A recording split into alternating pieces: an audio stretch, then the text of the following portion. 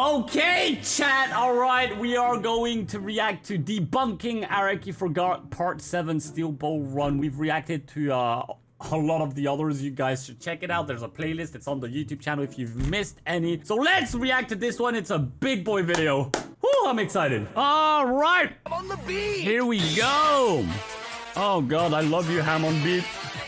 Give us the content. Welcome back to Debunking Araki Forgot. Okay. While Part 7 is almost universally beloved by the Western fanbase, it is not free from its own share of misconceptions. Obviously. As a whole, people seem to pay a tiny bit more attention with Part 7, since they just got done speed reading Part 6 to get there. Losers. But there are still some things to go over, including some that warrant a heftier discussion than normal.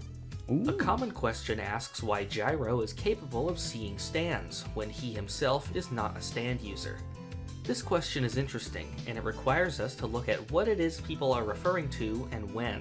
Okay. The first stand that the duo encounters is Tomb of the Boom, a stand ability split up among the three members of the Boom Boom family.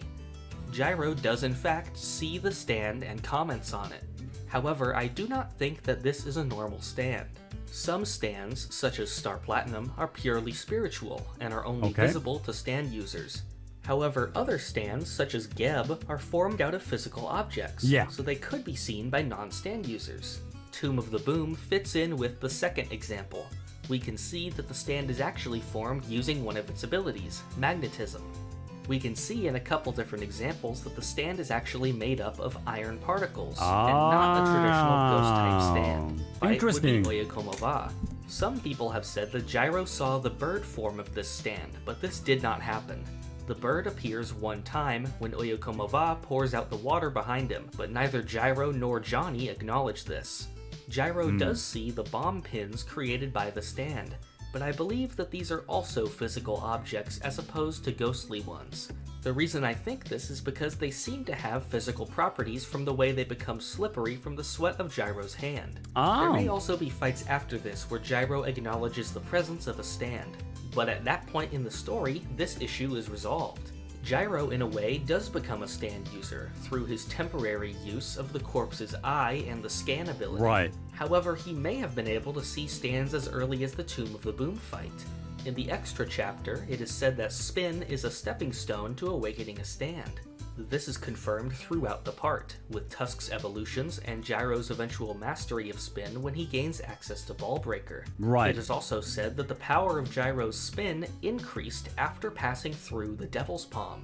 This would be the way for him to see stands, since the use of Spin and stands is intertwined. Some people ask how many of the characters in the story have gained stands.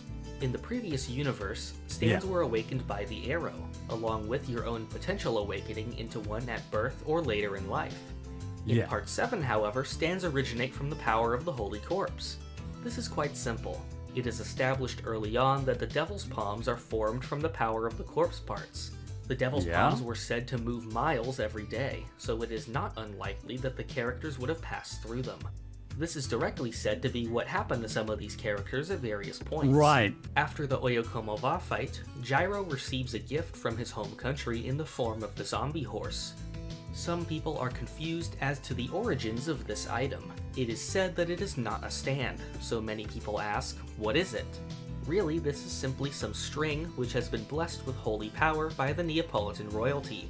With so much energy being gained from the saint's corpse, I believe that there are other sources of holy power as well. Dr. Ferdinand references the corpse of Saint Francis Xavier, and he says that it has not rotted, similar to the saint's corpse. It is possible that other saints may have some kind of holy power as well. After the Wired fight, Gyro says that long-lasting kingdoms around the world are able to become so powerful because they possess the corpse of a saint. He also mentions that his home country keeps record of many different saints. In his example, the nation of Venice gained power by stealing the corpse of Saint Mark. It is likely that Naples has the power of a saint as well, which was then able to bless the zombie horse. There is some confusion involving the way stands are gained from the corpse parts. Besides just passing through a devil's palm, if you absorb a piece of the corpse itself at some point, you may gain an ability from it. Johnny gained Tusk this way, by unknowingly absorbing the left arm during the Tomb of the Boom fight. Some have asked about the stand-like figure that appears during the Scary Monsters fight, and the one that appeared later when Gyro used his scan ability. Some of the corpse parts have a guardian, which is the form that the stand will initially take when absorbing it. Tusk Act 1 is the guardian of the left arm. Later on, Lucy sees the guardian of the head, which takes the form of an angel. And that is also what this strange figure is. It is the guardian of the eyes of the corpse. Gyro only ends up using one eye, so when he is shown using scan later, half of the guardian appears. The other half went to Diego, and you can see it with him briefly after he obtains the eye. But there is also confusion as to how exactly Diego gained this ability. This was originally the ability of Dr. Ferdinand, however, Diego began using it later, so how does this work? Gyro says that because Diego got the eye, he was able to keep his transformation. There is another question to address, which is what happens to these stands when the corpse part is lost. During the Wired fight, Johnny loses the left arm for a moment, and was no longer able to use his ability until he got it back. After Gyro gave his eye to Lucy, he no longer had access to scan. Diego eventually ends up losing the eye, but keeps his ability. Yeah. It seems that this is based on the mastery over one's particular ability. When Johnny lost Act 1, he was still very new to using it. The same goes with Gyro, who had only gotten a small amount of use out of scan. Diego, however, was described to have his talent of transformation kept after he gained the eye. It seems that Diego became very well accustomed to his transformation, and it became his own stand independent of the corpse part. Johnny seems to have also gotten a mastery over Tusk, which is shown to evolve as he learns more about spin. If you have multiple corpse parts, keeping at least a small portion of one will allow you to keep your stand, even if it is not the original part you received. This is seen when Johnny is able to keep Tusk after Hot Pants allows him to keep the bottom vertebrae of the spine. Eventually, the fully assembled corpse ended up in Valentine's hands. However, at this point, Johnny had evolved Tusk to Act 3, and it became his to keep. I believe that Tusk started to represent Johnny himself starting with Act 3, which had shriveled legs, and eventually got fully functional legs along with Johnny after becoming Act 4. Nice. This design change signifies the stand now belonging to Johnny. The character Sandman has caused a large deal of confusion with his portrayal throughout the part. The first point to address is his name. Initially, he is known as Sandman, but later he reveals that this is actually a bastardization of his original tribal name, which is Soundman. Some people say that this contradicts the beginning of the part, since his fellow tribesmen and sister call him Sandman.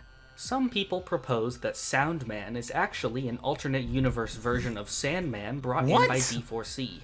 I think that this theory is ridiculous, and there is a much simpler answer. The naming convention of Sandman versus Soundman does not work when read in the English language. In English, the two names sound very different, and nearly impossible to mistake for the other. However, in Japanese, the two names are essentially identical due to their pronunciation. Sandman in Japanese is Sandoman. Soundman in Japanese is Sandoman. This is why this reveal is so awkward in the English translation, since only in Japanese would it have to be pointed out which name is being said.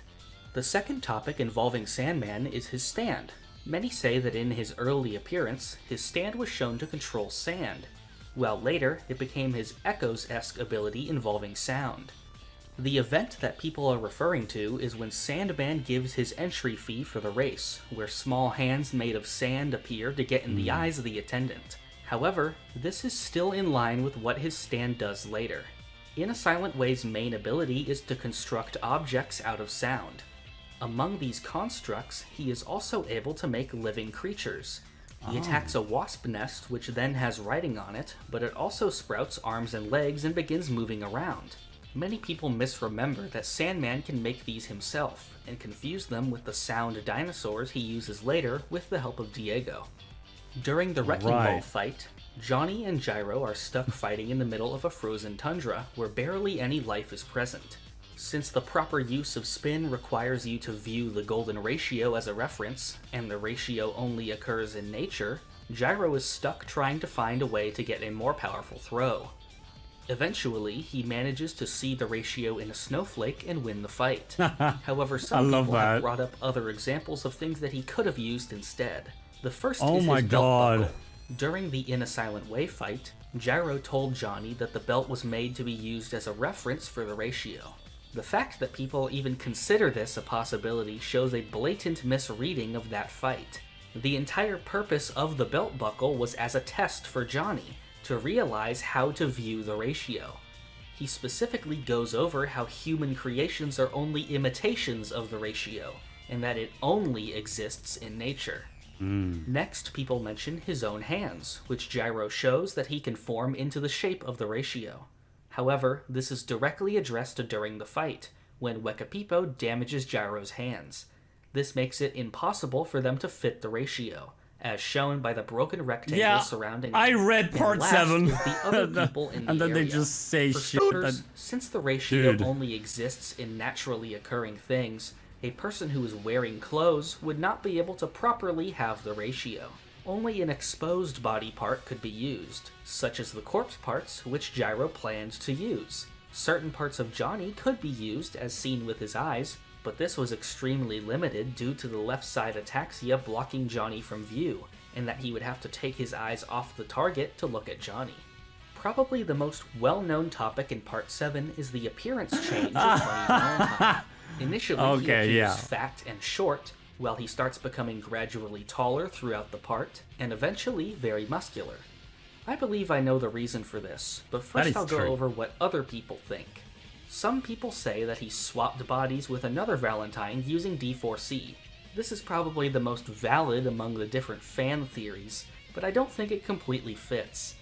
Earlier in that scene, Valentine still looks a bit frumpy, although I guess that could be something that he hides with posture to make himself more unassuming, not unlike the difference between Clark Kent and Superman. But later on, we're shown a flashback of Valentine during the war, where he still appears to fit with his later design. Yeah. Other people say that the power of the corpse transformed him, particularly the ribcage. While this is also a possibility, it's a bit of a stretch since Valentine does not have the corpse absorbed in this scene. It's actually sitting over in the adjacent room. The reason behind this change is actually laid out in an interview with Araki. Okay. After being asked about it, he jokes that Valentine worked out, and then goes on to lay out his real reason. It's an art style change. This is not surprising, since we have seen many characters in the series shift through different designs, sometimes scene to scene, two of which he actually mentions in that interview. Josuke used to be more muscular than he eventually became. The characters Koichi, Tamami, and Hazamada shrank, and there are other examples as well. One of the other big debates in Part 7 is the introduction of D4C. That's the There's only, a great deal of confusion honestly, surrounding the moment where Johnny... For once, that is a valid Araki forgot thing, you know? It always actually bothered me, and for once, it's actually valid. Yeah, he went from chubby to, like, super muscular, and, yeah, it's just art change, and it kind of sucks, you know? I wish there was a proper reason. The mystery set up throughout that small arc. The main point people have, however, is saying that D4C's ability was changed after this fight. What people point to is the panel explaining the ability as making two universes exist simultaneously. However, I feel that this is simply one way of explaining D4C's more established ability, rather than an entirely separate one. So I'll go over the events that transpired and attempt to line it up with how we understand D4C to work. First, though, I'll give a brief explanation of the ability. D4C is capable of accessing an infinite number of parallel worlds. Valentine moves between these by becoming caught between two objects. He is able to bring people and objects across universes. However, if two identical people or things meet each other, they will combine and be destroyed, with the exception of Valentine himself. We are first shown Johnny being shot by an unknown assailant, with people in the park nearby noticing. Upon questioning, the witnesses can't agree between the shooter being Diego, Wekapipo, or Valentine. We then see the events from Wekapipo's perspective. I remember He is attacked by Valentine from behind a flag, and after shooting him, he is suddenly in front of the recently shot Johnny. From Diego's perspective, he was up on the roof trying to God, follow Valentine when Wecapipo suddenly fires at him. Diego becomes entangled in a flag and shoots Wecapipo, only to see him nearby moments later, and the wounded Johnny in front of him. Finally, we see Valentine's perspective, where he moves around using his ability and shoots Johnny. The question of who actually shot Johnny is simple. It was Valentine, while Diego and Wecapipo were just made to believe that they shot him. But how exactly did this happen? For Wecapipo, we see him attacked from behind the flag and pinned to the floor. I believe that this is the moment where Wecapipo is transported into another world. We have seen that D4C's ability not only allows Valentine to disappear between objects, but also reappear from between other objects, effectively allowing him to teleport. I believe this is how Valentine was able to position Wecapipo in front of Johnny. He was moved into a parallel world where an alternate Johnny was there for him to shoot, and then brought back to believe he shot the base world Johnny. Diego, slightly earlier, is attacked by Wecapipo while he's on the rooftop. Since this is clearly not the Wecapipo we saw before, this must be an alternate universe version. And this would not be the only time where Valentine recruits people from other worlds. This alternate Wecapipo attacks Diego, and he ends up wrapped in the flag. We see later that Valentine is hiding in the space between Johnny and Gyro's horses a few feet away from them. This would enable him to move the corpse of the alternate Wecapipo away. This is also the moment where Diego was moved to be in front of Johnny due to being under the flag. He shot Johnny? And lastly, Valentine was hiding between objects to set these situations up. He shoots Johnny and then plants witnesses from other universes in the park in an attempt to cover his tracks. To put it simply, Valentine shoots Johnny, Wecapipo shoots a Johnny in another world and was brought back, and Diego shoots an alternate Wecapipo in the base world, but is made to believe he shot the actual Johnny. There is also another point which is brought up about D4C. It is stated at one point that the base world Valentine is the only one who has access to D4C, but people point to a certain panel where it appears that there are multiple D4Cs in use. However, I don't think that this is really multiple D4Cs, and instead is just an effect of D4C doing 3 consecutive punches. Yeah, obviously. This is a technique often used by Araki to show motion in a still image. A character may be shown with multiple arms or be in multiple positions, but it's really just for effect. Another question involves the cream starter stand spray used by Hot Pants. Some people say that originally she was required to get more flesh to use it, and that this limit was removed later. So stupid. Let's take a look at this. In her first appearance, she is shown absorbing more flesh from Gyro to use, and then in the final arc, she is shown doing exactly the same thing using her horse. So I really don't see where people got this idea. The other point concerning Cream Starter is the spray that Valentine eventually got his hands on. People say that since Hot Pants was dead at this point, the spray shouldn't exist. While it's true that in most cases stands disappear after death, this would not apply here, since Valentine says that he took this spray from an alternate universe Hot Pants, who would still be alive. Others ask how it is possible for an alternate Hot Pants to have Cream Starter, when the corpse only exists in the base universe. This is a question which quite literally has infinite answers.